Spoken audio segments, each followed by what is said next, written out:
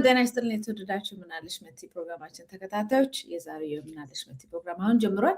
ዛሬ በኢትዮጵያን አቆጣጠር የካቲት 11 2018 ዓመተ ምህረት ነው። እኔ መታሰቢያ ቀጸላና ደረጃ ያብቶል ከቴክኒክ ባለሙያዎች ጋር ዋናው ተመተናል። አብራችሁ ቆዩ።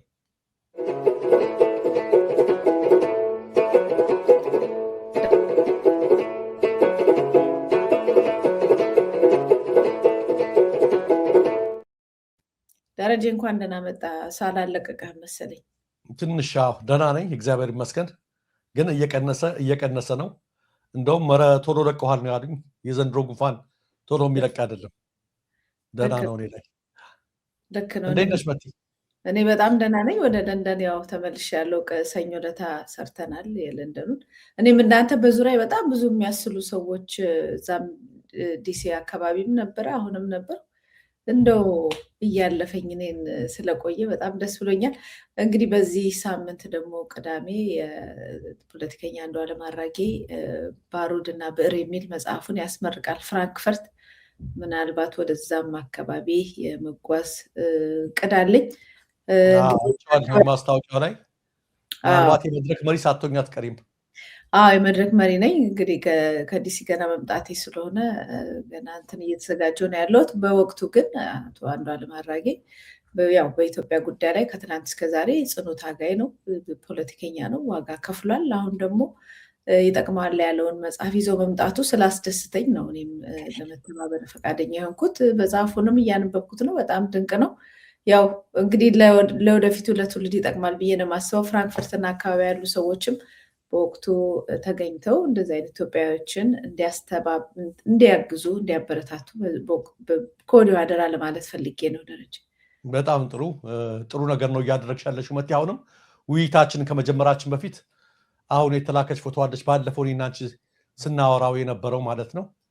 እንደው እንዲመለከቱት ብዬ ነው። የባንክ ሂሳብ ቁጥሩን መጨረሻ ላይ በኋላ ላይ እናስቀምጠላቸዋለን።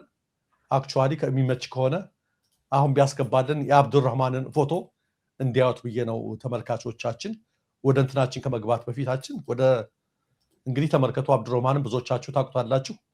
አሁን ልኬዋለሁ ፎቶግራፉንና ከእስር ቤት እንዴት እንደወጣ እንዲመለከቱትና የሕክምናውን ባለፈው አውርተን ነበርና የባንክ ሂሳብ ቁጥሩንም አስቀምጠዋል። በኋላ ምናልባት እዚህ ሊንክ ላይ እናስቀምጥላቸውና በውይይቱ ስር ላይ የሚችሉ 5ም 10ም የምትችሉት ድጋፍ እንድታደርጉ እንደው ማሳሰቢያ። እኔ ዝንጉ ነኝ ብዙ ጊዜ እንደዛ እያደረኩ ነው። በተከታታይ ያደርጋለሁ ብዬ ነበር እስካሁን። ከዛ በኋላ ከተወያየን በኋላ አንዴ ብቻ ነው ያደረኩት። ተመልከቱ እንግዲህ ለአመታት ታስሮ እንደዚህ ሆኖ ነው የወጣው። የሕክምና መረጃውም ተለጥፏል። ብንለጥፈው የዚህ እንትን ነው የሚለው አጥንቱ በቃ 4ኛ ደረጃ ደርሷል። በጣም ተደብድበዋል መሰለኝ። በጣም ከፍተኛ ነው። በጣም የሚያሳዝነው በቸልሳ አውራው ብዙ ገንዘብ የነበረው ሰው ነው። አይገርማችሁ? ሀብት ነበረው ሀብታም ሰው ነው። ዛሬ $4,000 ለዚህ ሕክምና 800 ሺህ አቶ እዚህ ደረጃ ላይ መድረሱ ብዙዎቻችን የሚሰማ ነው። ስለዚህ ሁላችን ፈቃደኛ ነው ዳሬ እንድንጠይቅላት ፈቃደኛ ነው። እኔም በጣም ዝግ ነበር ለመጠየቅ። በጣም ልቤን ሰብሮታል የደረሰበት ነገር።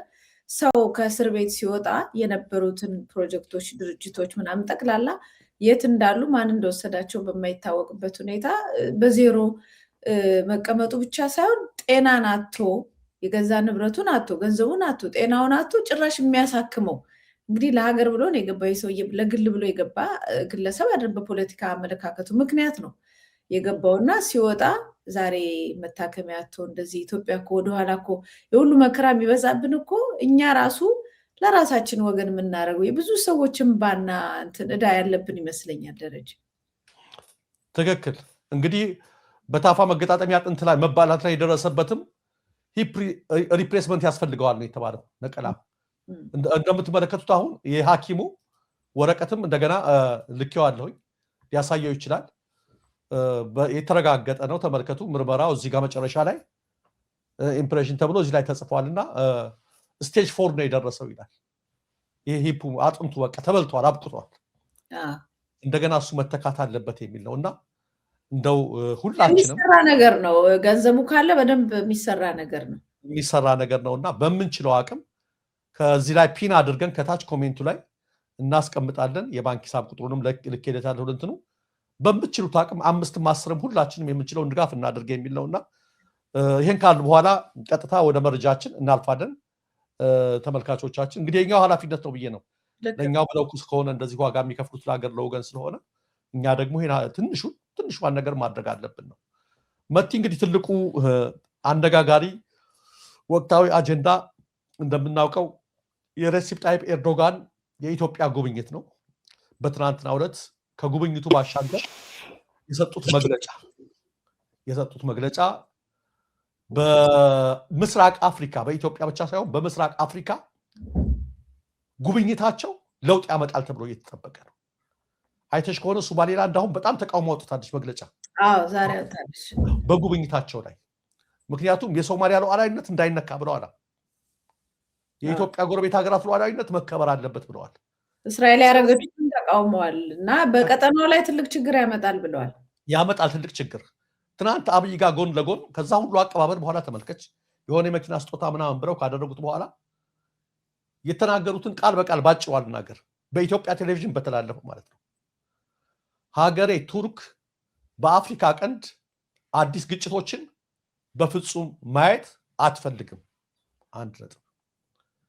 በቀጠናው በስቃይ ውስጥ በሚገኙ ሰዎች ላይ አዲስ ህመም መጨመር አይገባም። ኢትዮጵያ በምትገኝበት ቀጠና ያሉ ሀገራት ሉዓላዊነትና የግዛት አንድነት አስፈላጊነት ላይ ያለንን አቋም በተለይ አጽንኦት ልሰጠው እፈልጋለሁ። ስፔሻል በተለይ ተመልከች፣ በተለይ በእናንተ ጎረቤት ሀገሮች ሉዓላዊነት ላይ ልሰጠው እፈልጋለሁ። በኢትዮጵያና በኤርትራ መካከል ያለው ልዩነትም በንግግር ብቻ መፈታት አለበት። ዘገር መነቅነቅህን አቁም፣ አርፈህ ተቀመጥ ነው በዲፕሎማሲ ቋንቋ። ከዛ ሁሉ በኋላ ነው እንግዲህ ይህን የተናገሩት። በተለይ ብለው ነው የተናገሩት። ከትናንት በስቲያ ከመምጣታቸው በፊት መሐመድ ቢን ዛይድ ጋር ቀጠሮ ነበራቸው። ከአንድ ቀን በፊት ታሟል ተብሎ ፖስትፖንድ አደረገው። ለተመሳሳይ ዓላማ ነው። በማግስቱ ነው እዚህ የመጡት። አቁም ሊሏቸው ነበር እነሱ። በተለይ ደግሞ በሱዳን ጉዳይ ላይ ከፍተኛ ብሔራዊ ጥቅም ስላላት ቱርክ፣ በተለይ የሮይተርስ ዘገባ ኢትዮጵያ ከአረብ ኤሚሬት ጋር በመሆን መሳሪያ የቀበለች ነው፣ እንደገና በግዛቷ ማሰልጠኛ ማዕከል ገንብታለች የሚለው ነገር አስቆጥቷቸዋል።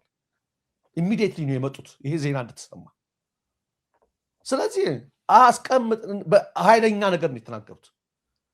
በጎረቤቶቻችን ከአንድ ቀን በፊት ደግሞ ሶማሊያ ምን ላኩ? መሬት ሰርጓጅ መርከባቸውን ላኩ ወደ ሶማሊያ፣ የነዳጅ ማውጫ መርከቧን። ከሁለት ቀን በፊት ነው የላኩት።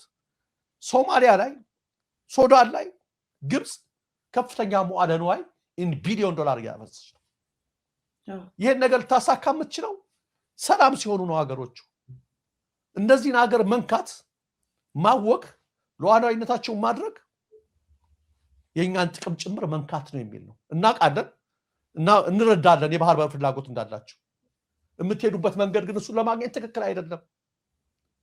እኛ በድርድር እንዳደረግነው ሁሉ እናንተም በድርድር ማድረግ አለባችሁ። በዚህ የሚቻለው ሁሉ እንደግፋችኋለን። በድርድር ከመረጣችሁ ገብተን እናሸማግላችኋለን።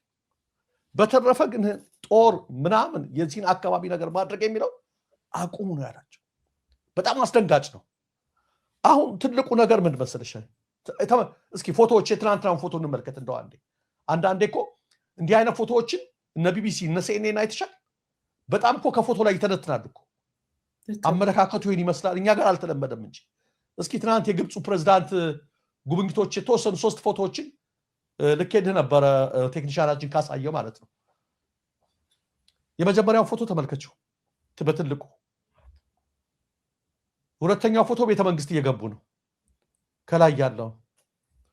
ሶስተኛው ፎቶ ተቀምጠው ነው ታች ነው።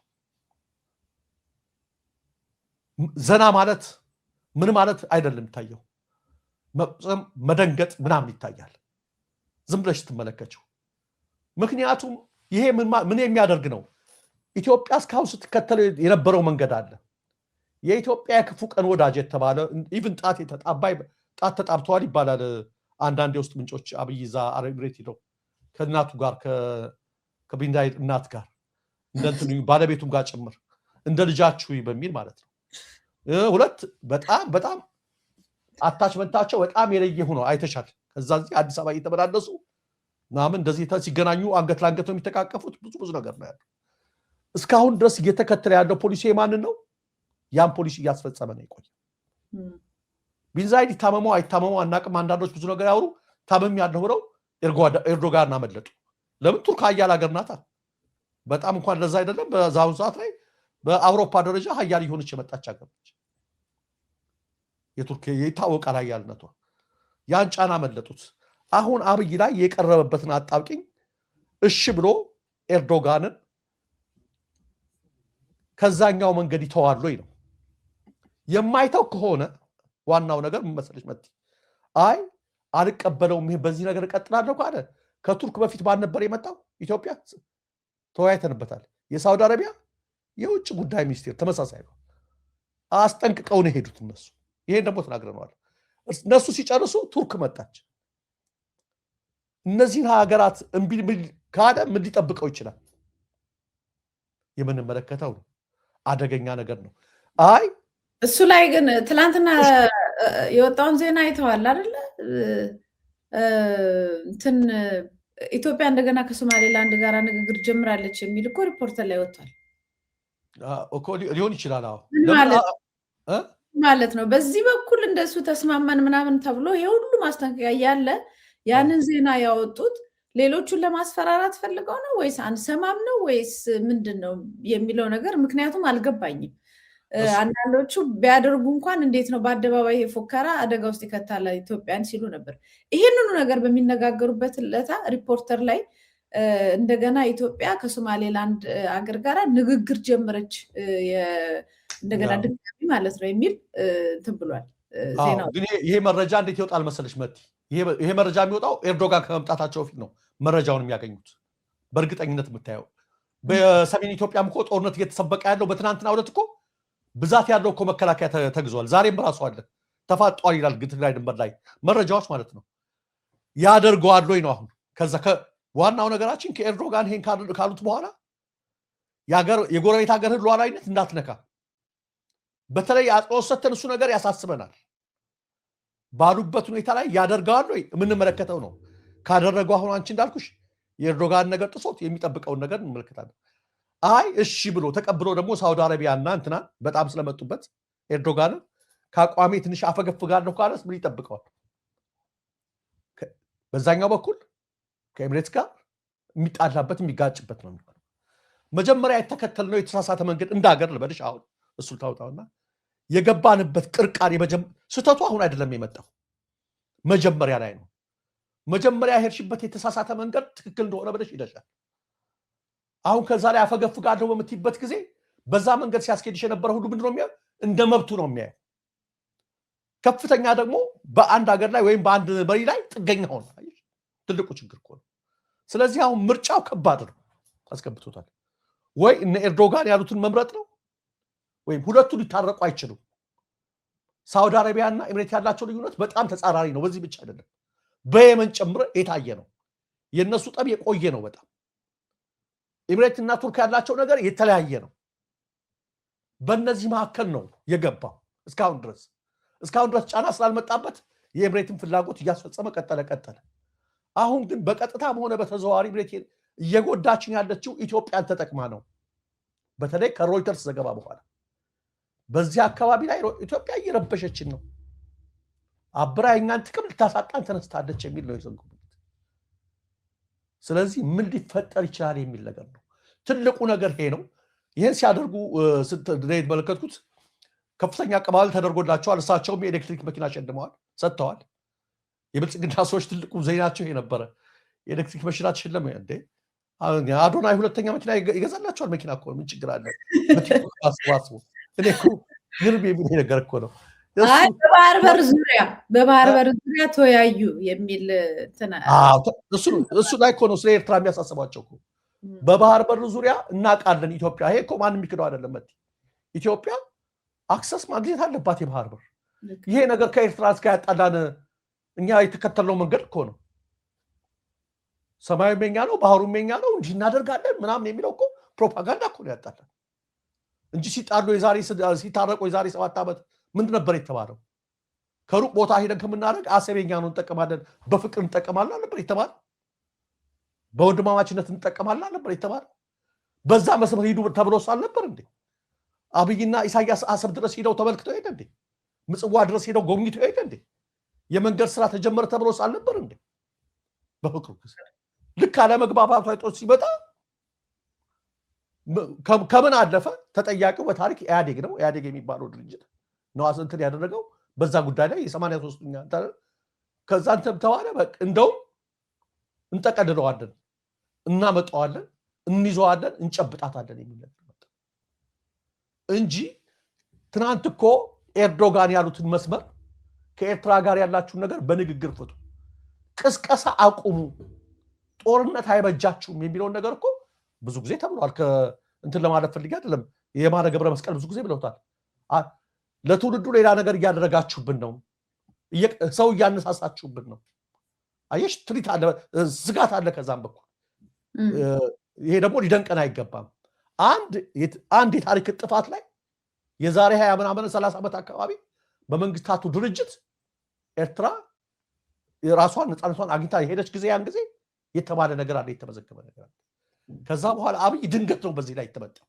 ይሄን ደግሞ ያደረገው አብይ በ7 ዓመት ውስጥ ራሱ ከግራ ወደ ቀኝ ተገልብጦ ነው።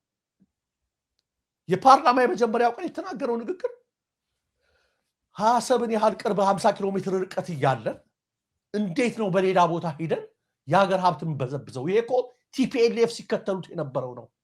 ለምን ኤርትራ ታድጋለች ብለው፣ ለምን ኤርትራ ከወደብ ኪራይ ታገኛለች ብለው እነሷን የጎዱ መስሏቸው እኛንም ተጎዳን። አሁን ግን ተያይዘን ነው ማደግ ያለብን፣ እንጠቀማለን አለ። ይሄ አስተሰተ በጣም ያለ ደግሞ ልክ ነው፣ ትክክል ነው። መቲ የአሰብ ወደብ ለኢትዮጵያ ነው ጠቀሜታው በጣም ከፍተኛ። ከዲስታንሱ ብትይ፣ ከስፋቱ ብትይ ከጅቡቲ በጣም ይበልጣል ስፋቱ። ለኮቴ የተባለ ብዙ ጊዜ አይቆዩ። አጠቃላይ ሁኔታ ያለው ይሄን ተስማምተሽ ተነጋግረሽ ሁሌ እንደምንለው መጠቀም እንደመቻል አብረሽ ማደግ ሲገባሽ እንግዲህ ተመልክተሻል። ከብርሃኑ ጁላ ጀምሮ ከናብይ ጀምሮ ከምን ጀምሮ 2 ዓመት ሙሉ ሙፍከር 2 ዓመት ሙሉ ሙፍከር።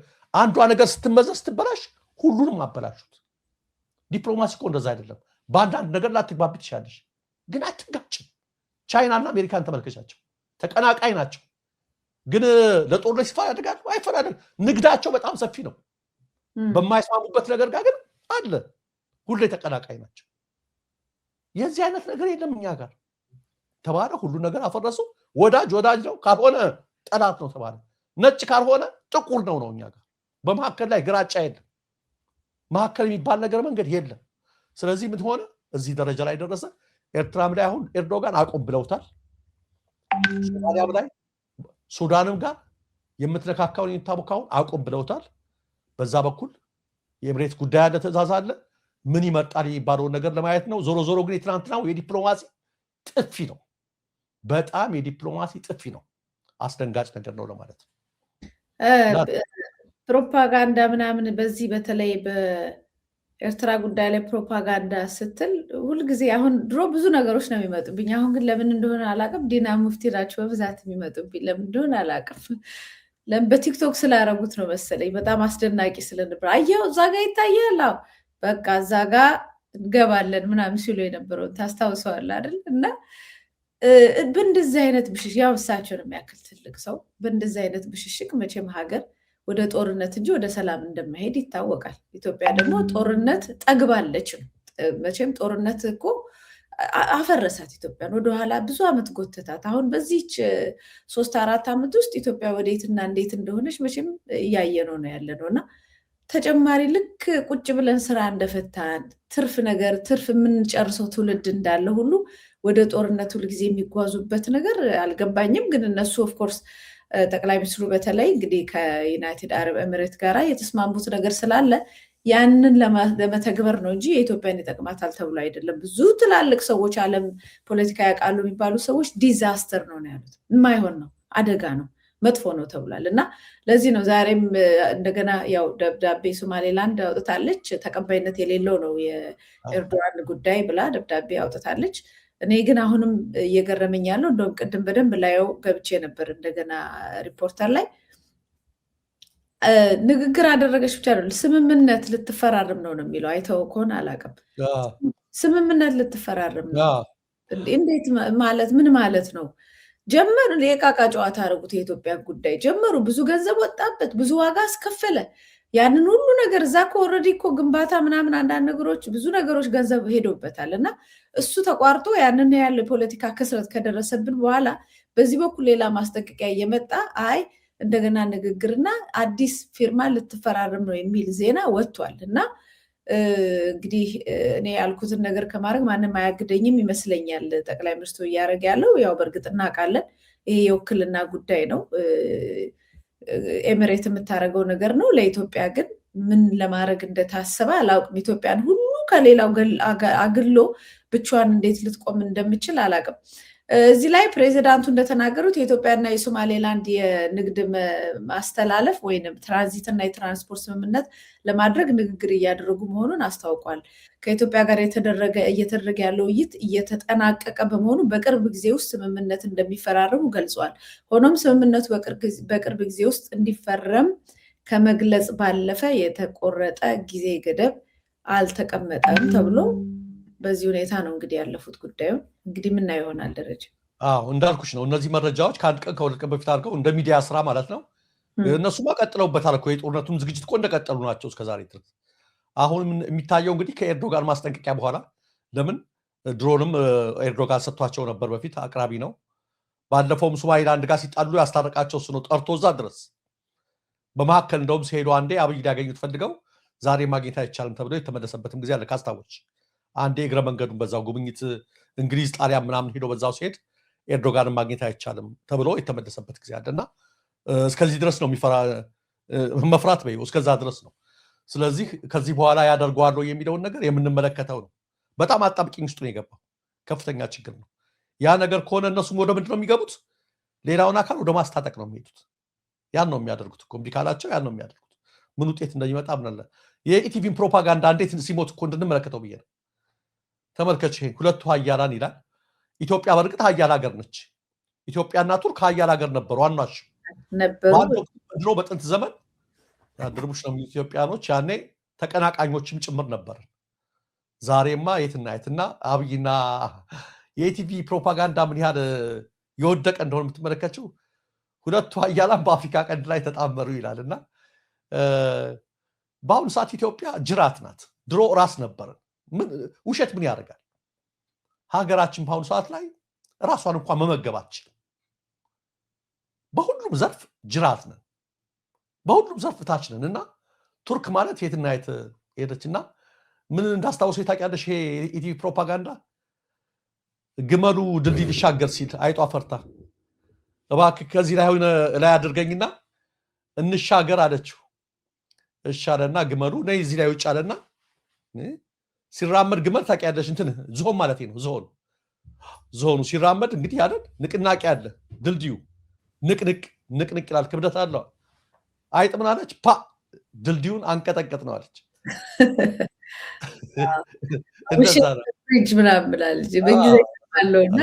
አባቷ አለችና በዝሆን እንትን ላይ ሁለቱ ሀያላን ብለው ያሉት እዚህ ያደግና እባካችሁ ፕሮፓጋንዳ እንኳን ስትሰሩ የሚመስል ነገር አድርጉት። ኢትዮጵያ በአሁኑ ሰዓት ላይ እስኪ ስደተኞቿን ብቻ አስቡት። በየቀኑ ከሀገር የሚወጣው ጦርነቱ ዙሪያው ኢኮኖሚዋን የደቀቀውን እስኪ ዝም ብላችሁ አስቡት። እናንተ የአዲስ አበባ ላይ የከበባችኋትን ኮሪደር መንገድ ነው እንዴ ኢትዮጵያ የምትሉት? ኢትዮጵያ እኮ የ135 ሚሊዮን ሀገር ነች። በቆዳ ስፋቷ እኮ በጣም ሰፊ ከሚባሉት የአፍሪካ ሀገራት ከ1 እስከ 4 እስከ 5 እኮ ካሉት ሀገር መካከል። ስለ ኢትዮጵያ አስተዋሩ ስለማን ነው የምታወሩት? የለችም እኮ ኢትዮጵያ፣ ተሰሚነት እኮ አታለች። አሁን ደግሞ ያለው መንግስት ተውት ስለሌላ ሀያላን ሊሆን የራሱን አገር ኢትዮጵያን ማስተዳደር እኮ አልቻለም። አማራ ክልል ሄዱ፣ ትግራይ ክልል ሄዱ፣ የትም ቦታ ሄዱ። እንዴ ውልሽ ልሻል አስተዳደር እንዲ ያለ ምን አይነት ፕሮፓጋንዳ ነው የምታደርጉት? እነ ቱርክማ ተጽዕኗቸው ተመልከቱ። ሀገራቸውን አልፈው በሱዳን ላይ ቢሊየን ዶላር አፍሰው ኢንቨስት የሚያደርጉ በመንግስት ደረጃ በሶማሊያ ባህር ሰርጓጅ መርከብ ልከው በአሁኑ ሰዓት ቱርክ 500 ሺህ ነው በቀን የምታመርተው በርሚል ነዳጅ። 500 ሺህ በርሚል ነዳጅ ነው። ከጥቂት ዓመታት በኋላ 1 ሚሊዮን በርሜል ታስገባ ነው ያድርግ። በኢንቨስትመንት ሄደዋል፣ እነሱ ጥለውን ሄደዋል። በጦር መሳሪያ በተለያየ ነገር ጥለውን ሄደዋል። በቴክኖሎጂ ጥለውን ሄደዋል። እንደውም አውሮፓ ህብረት ላይ በቃ ደርሳባቸዋለች። እኔ ከአንድ አይሉ ኢስታንቡልን ሂጃለሁ፣ አንታሊያን አይቻለሁ፣ ጎብቻ አይቻለሁ። እዚህ ኔዘርላንድ ከማየው ወይም እናንተ ጋር ለንደን መጥቼ ካየሁት የተለየ አይደለም። ከተሞቹ፣ የቤት ስራዎች፣ ሁሉም ነገር በቃ አውሮፓ ደረጃ ላይ ደርሳለች። እና እንዲህ አይነት ፕሮፓጋንዳ አያስኬድም የሚለውንም እንመልከተው ከሚል አኳያ ነው። መቲ ስለ ስደት ካነሳ አይቀር አሁን ቢቢሲ ላይ ወጥቶ ነበረ። ኢትዮጵያን ስደተኞች ወደ አውሮፓ ሀገራት ለመድረስ የሚጓዙ ኢትዮጵያኖችን ጨምሮ በርካታ ሀገራት ስደተኞች ሊቢያ ውስጥ ለመደፈር፣ ለግዳጅ የወሲብ ንግድ፣ ለግዳጅ ሰራተኝነትና ስቃይ እንደሚደረጉ የተባበሩት መንግስታት አዲስ ሪፖርት አሳየ ተብሏል። ዝርዝሩን በደንብ ገብተን እናየዋለን። ስደተኞች ላይ የሚደርሰው ርኅራኄ የለሽና ስልታዊ የሰብአዊ መብት ጥሰት የሚፈጽመው ብዙሃን ጊዜ ከሊቢያ ባለስልጣናት ጋር ግንኙነት ባላቸው የህገወጥ ሰዎች ዝውውር መረቦች አማካኝነት እንደሆነም ተገልጿል። እና እዚህ መረጃ ላይ ኢትዮጵያኖች በየጊዜው በደንብ እያዘንን በየጊዜው በሚወጡ ነገሮች እያየን ያለ ነው። ያው ብዙ አብዛኛው ኢትዮጵያ ነው ሲጓዙ እኔ እናንተ ደጋግመን የሰራናቸው ፕሮግራሞች አሉ።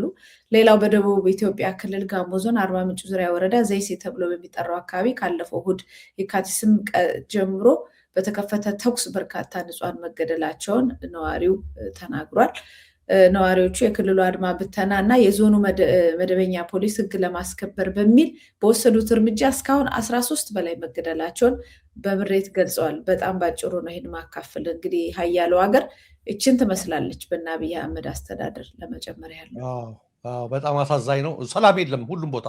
የጋሞንም አይቼዋለሁኝ። በዚህ በአስተዳደር በመዋቅር እየተጣሉ በቃ በጣም ብዙ ሰው ነው ያለቀው። እዛ አካባቢም ልክ ነሽ መቲ የምትይው።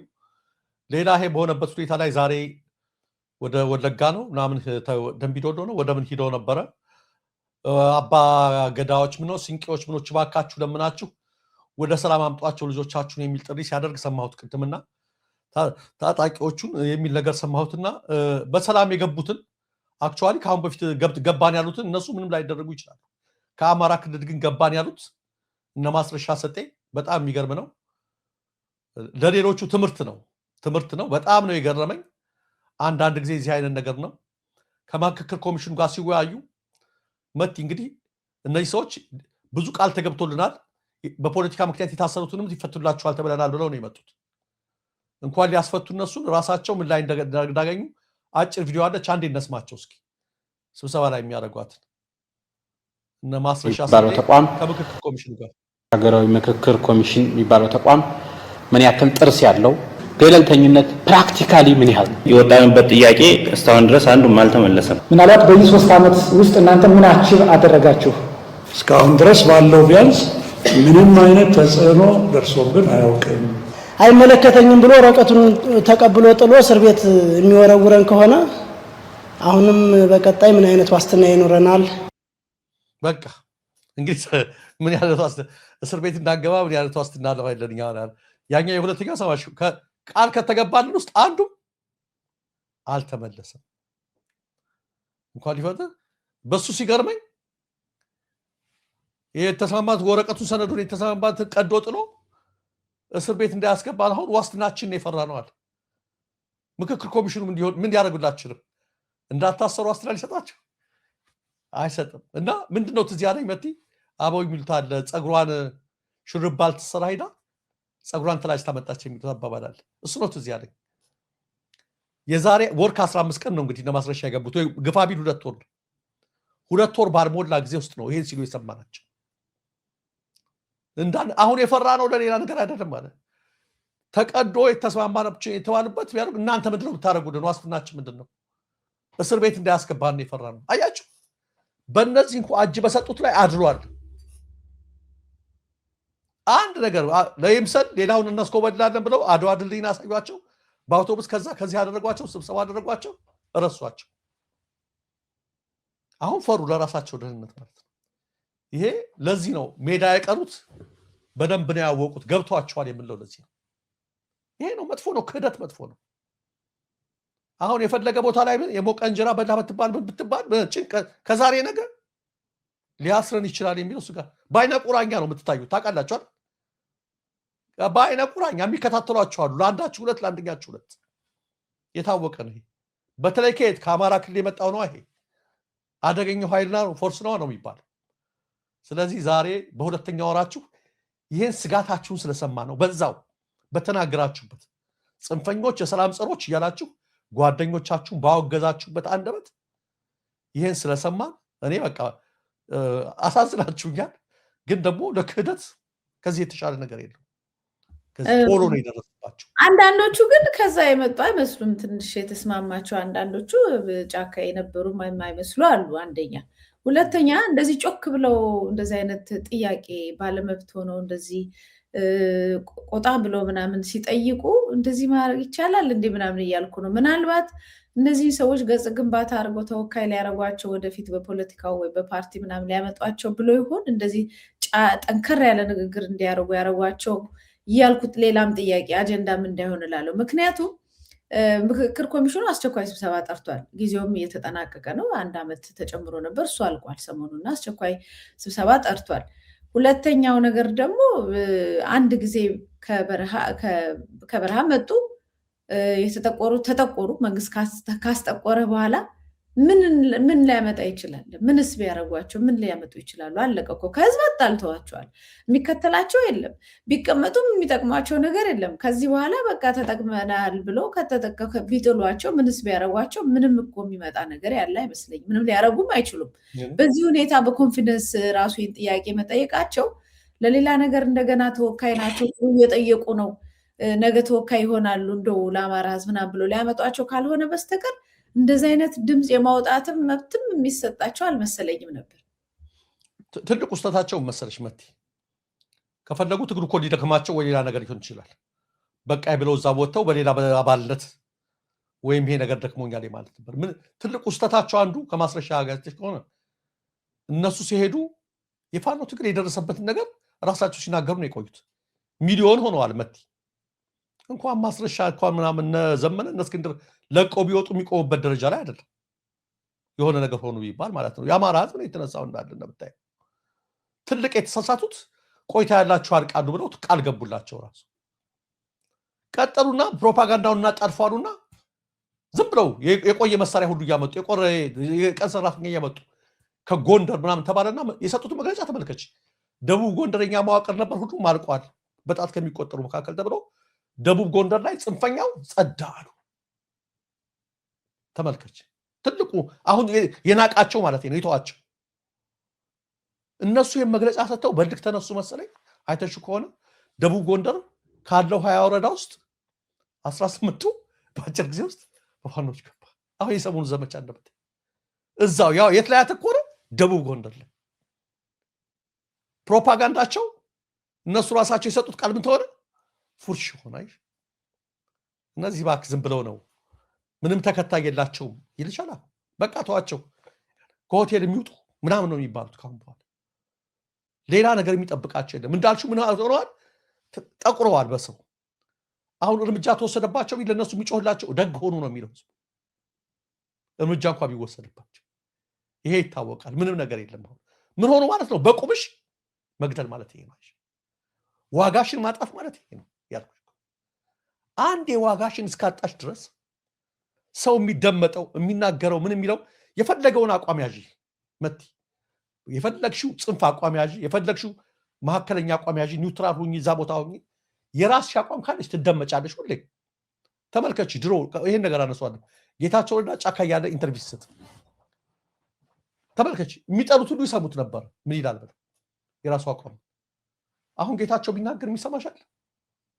ተመልከች። ይሄ ነው የምልሽ እኮ ሁሌም የራስሽን ነገር አተሽ ስትንስቲ። እንደውም ትናንት እዚህ ያለኝ የጌታቸው አባባል ነበር። ኤርዶጋን ሲመጡ ኤርዶጋን አያድንህ ምናምን የሚለው እሱ ነበር ትዝ ያለኝ።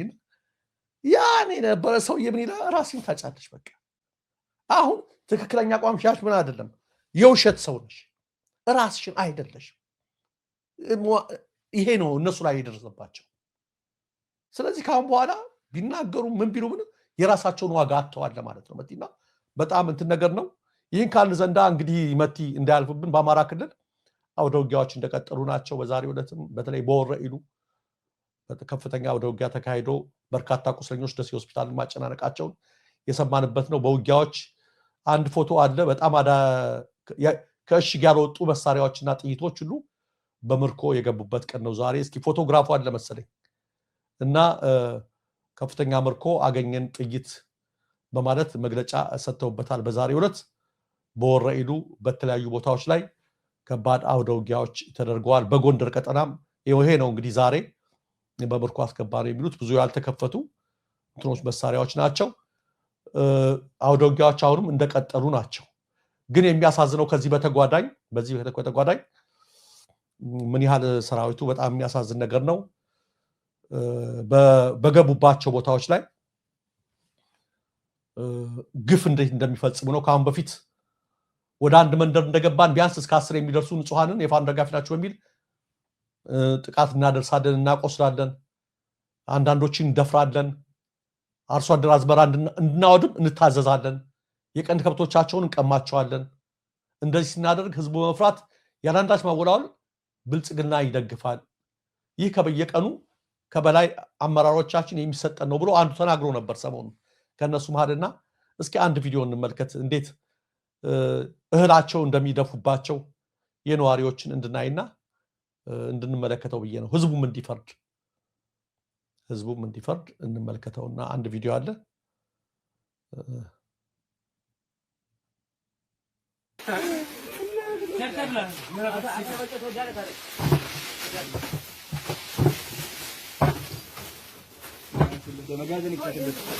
ዝቀቱን ነው ተመልከቱ።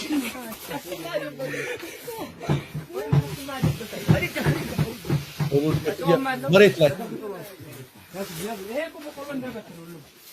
ሁሉ እያነሱ በኢትዮጵያ ህዝብ ምን ይላል ነው በዚህ ነው ውድነት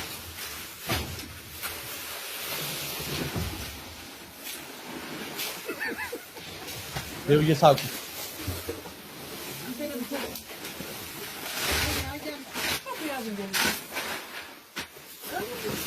የስድስት ወር ቀለብ የነበረ ነው። ያው አፈሰሰ። አዎ ደግሞ ልጆች ናቸው። ተመልከቱ እንዴት ነው ይፈስ። ልጆች ናቸው። ይበቃናል። የሚሰሩትን የማያውቁ ልጆች ናቸው። የኢትዮጵያ ህዝብ ይፍረድ ብለን ነው። መከላከያ አርማ አድርገው ባንዲራዋን አርማ አድርገው የመከላከያ ልብስ ለብሰው እህል በጠፋበት ኑሮ ሰማይ በነካበት በልቶ ማደር ብርቅ በሆነበት ዘመን ይህ ህዝብ ምን ዳፈ ምንድነው የተረገመው? እንደው ቢያንስ ከነ ቤተሰቦቻቸው የዓመት ቀለብ የስድስት ወር ቀለብ የሚሆናቸውን ነገር በዚህ ልኩ መሬት ለመሬት እየጎተቱ ሲያፈሱት ይሄ ነው የህዝብ አለኝታ መከላከያ ሰራዊት። ጥፋት እንኳን ፈጽሞ ቢገኝ እንኳን ሳይፈጽሙ ማለት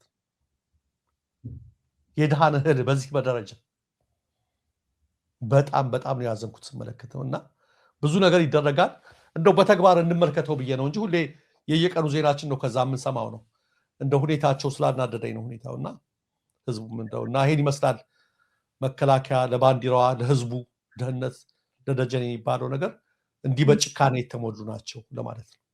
አመሰግናለሁ ደረጀ ስለ ቪዲዮንም ስላካፈልከን። አንደኛ ያየሁት ልጆች መሆናቸውን ዝም ብሎ በለብለብ ወይ ትምህርት ቤት ወይ ዩኒቨርሲቲ መሆን የነበረባቸው ልጆች እየመለመሉ ህፃናትን ለጦርነት በገዛ ወገናቸው ላይ ምን አይነት ፕሮፓጋንዳ ሰርተውባቸው እንደዚህ ጨካኝ ሊሆኑ እንደቻሉ ነው ያየሁት። ሁለተኛ ምንም ልጆች ከመሆናቸው የተነሳ የኢትዮጵያ ነባራዊ ሁኔታ እህል ማለት ምን ማለት እንደሆነ ለዛ ለገጠር ህዝብ የሚያውቁት ነገርም ያለ አልመሰለኝም። ምክንያቱም የኢትዮጵያ ገንዘብ አንድም መሳሪያ መግዣ አንድም ወታደር ደሞዝ መክፈያ ነው በአሁኑ ሰዓት። ስለዚህ እነሱ ደሞዝ ይኖራቸዋል። በዚህ አጋጣሚ ይሄንን አፈሰሱት እንጂ በብዛት በቋሚነት እኮ በግዴታ ነው። በቀደምም እንደውም መረጃ መጥቶ ነበር ከወሎ አካባቢ። በቃ አስቸገሩን፣ መከላከያ አስቸገረ፣ አምጡ ነው ከየት እናምጣ፣ ለራሳችንም ተቸግረናል፣ እንደገና ደግሞ እነሱን መቀለብ ያለንም ሰተን ጨርሰንም መቀመጥ አልቻልንም ብለውም ተናግረዋል። እና ይሄኛው ነው ዋናው ነገር። ግን ከላይ ያለው ስርዓት የገዛ ወጣቶችን ልጆችን እየመለመለ በመጥፎ ፕሮፓጋንዳ በገዛ ህዝቡ ላይ ጠላት እንዲሆኑ አድርጎ እንደዛ አይነት ጨካኝ አድርጎ መስደዱ ለአንድ ሀገር መቼም ሞት ነው። ለዛ አካባቢ ሰው ይህንን የሚያይ ሰው ምን አይነት ነገር በሆዱ እየያዘ እንደሚኖር እና እንደሚያድር መቼም ሁሉ ነገር በጊዜ ካላለቀ በስተቀር በጣም አደገኛ፣ ከዚህም በላይ ብዙ ነገር እያደረጉ እንደሆነም እናውቃለን። ያሳዝናል፣ በጣም ያሳዝናል። ደረጀ በዚሁን ቋጭ፣ ሰዓታችን ገድሆናል። አመሰግናለሁ። አድማጭ ተመልካቾቻችን ስትከታተሉት የቆያችሁት የዛሬው ምን አለሽ መቲ መረጃን ፕሮግራም ነበረ። እኔ መታሰቢያ ገዘላና ደረጀ ሀብተወልድ በጋራ ያሉንን አካፍለናል። በሀገራችን ያሉ ሁኔታዎች ጠቅላላ እየተከታተልን እናንተ የምናቀርብና በምን አለሽ ዩቲዩብ እንደዚሁም ደግሞ በኢሳን ቴሌቪዥን ወደ ኢትዮጵያ በቀጥታ የምናስተላልፍ ይሆናል። መረጃዎች አስተያየት ካሏችሁ በምን አለሽ መቲ @gmail.com እና በዚህ በታች በምታዩ ስልክ ቁጥር መረጃዎቻችንን እንድታካፍሉ አድራ እንላለን። ሰላም።